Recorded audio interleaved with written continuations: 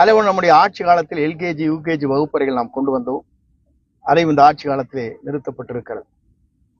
குறிப்பாக பல்வேறு திட்டங்களை நீங்கள் கூர்ந்து கவனிக்கின்ற போது இன்று மின்சார கட்டணம், வீட்டு வரி, அதுபோன்ற பல்வேறு அத்தியாவசிய பொருளுடைய விலைகள் உயர்ந்து கொண்டிருக்கிற நிலை இருக்கிறது.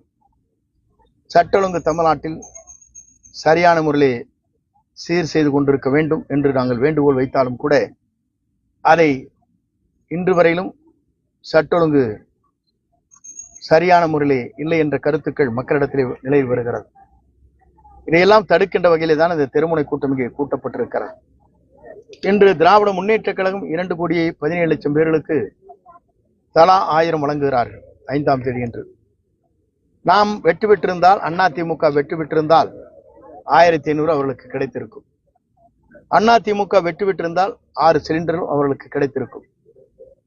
அதே போல அனைத்து இந்திய அண்ணா திராவிட முன்னேற்ற கழகம் இன்னும் பல்வேறு திட்டங்களை தமிழ்நாட்டில் நிறைவேறுவதற்கு 7.5% இடஒதுக்கீடுகள், மருத்துவர் வரலாறு, பல்வேறு வரலாற்றை படைத்தோம். ஆகவே அந்த வரலாற்றை படைப்பதற்கு தாய்மார்களாக இருக்கின்ற அவரிடத்திலே நாங்கள் வைத்த வேண்டுகோள், மீண்டும் தமிழகத்திலே இதயம் புரட்சித் தலைவர் எம்ஜிஆர், இதயம் புரட்சித் தலைவர் அம்மாவுடைய நல்லாட்சி 2026 நாம் அனைவரும் தொண்டராக இருந்து நிறைவேற்றி வெற்றி பெற வேண்டும் என்ற வேண்டுகோளை மக்களிடத்தில் எடுத்துச் சொல்லப்பட்டிருக்கிறது. 2026 என்பது ஒரு திருப்புமுனை உருவாக்குற நாளாக அந்த நாள் அமையும்.